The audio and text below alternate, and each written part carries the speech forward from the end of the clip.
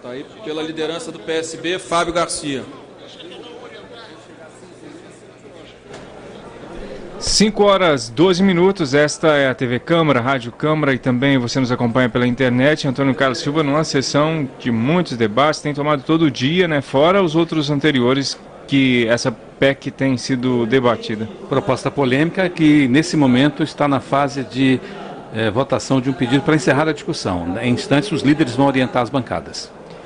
Liderança do PSB, deputado Fábio Garcia, neste momento, ele é do Mato Grosso. Mais de 12 milhões de desempregados do nosso país, para poder dialogar com os mais de 2 milhões de empregados que se estima que possam ficar desempregados nos próximos anos no Brasil, chegando a 14 milhões de desempregados.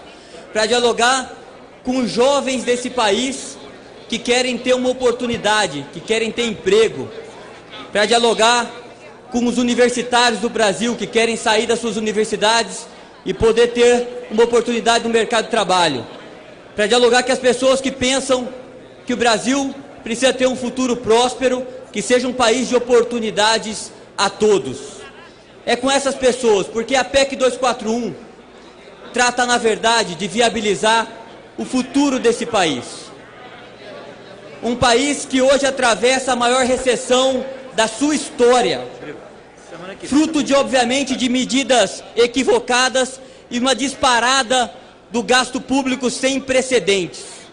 E aqui, muitos governos e muitas pessoas que usam a tribuna no dia de hoje foram, obviamente, partícipes da disparada do gasto público brasileiro que colocou esse país numa situação de déficit sem precedentes, mais de 100 bilhões de déficit a esse país, ameaçando o futuro do Brasil. Sem dúvida nenhuma, chegou a hora da gente ter responsabilidade fiscal desse país. Sem dúvida alguma, chegou a hora da gente ter austeridade nesse país.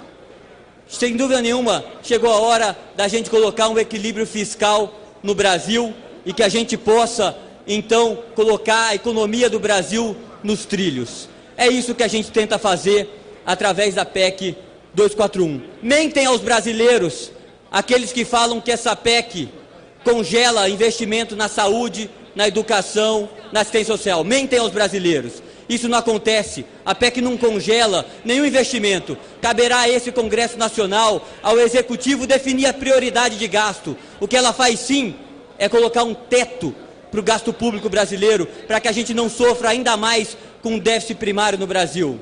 O que ela faz é dar, no médio e no longo prazo, uma previsibilidade que o Brasil melhorará economicamente e que isso possa ter efeitos no dia de hoje, com a redução da taxa de juros e aí reduzir o tamanho da dívida brasileira, que a gente possa controlar melhor a inflação e que a gente possa ter um país mais confiável, para que assim a gente possa rever investimentos chegando a esse país. E através dos investimentos que a gente possa ver geração de emprego novamente surgindo nesse país. E que a gente possa ver a economia do Brasil, mais uma vez, trilhar o caminho da prosperidade. É isso que trata a PEC 241. É uma PEC da responsabilidade que nos chama este momento que esse país vive.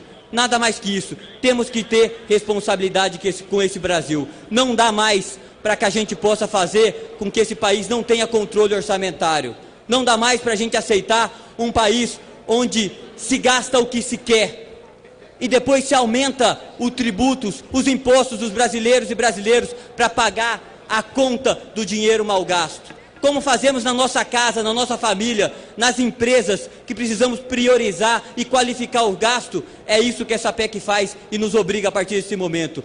Vamos priorizar o gasto, vamos qualificar o gasto, porque não cabe mais nesse país tributar os brasileiros e brasileiros. Nem o cidadão, nem o setor produtivo brasileiro, nem as brasileiras conseguem mais suportar tamanha carga tributária. Aqueles que se incomodam com essa PEC é porque não tem responsabilidade com esse país, ou não tem condições de qualificar melhor o gasto público brasileiro.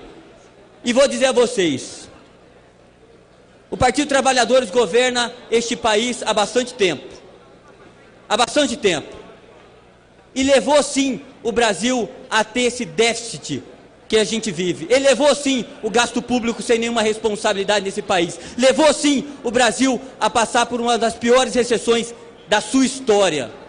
E agora não cabe, se não deram a solução até o momento, a criticar a solução que vem hoje para o plenário. Essa solução é importante para o Brasil. Nós precisamos dela para que a gente não possa ver aumentado ainda mais o desemprego no Brasil, para que a gente não possa ver intensificada a recessão brasileira, para que a gente possa dar aos brasileiros e às brasileiras as oportunidades do futuro, para que a gente possa dar aos brasileiros e às brasileiras o sonho e a perspectiva de terem oportunidade de viver num país melhor.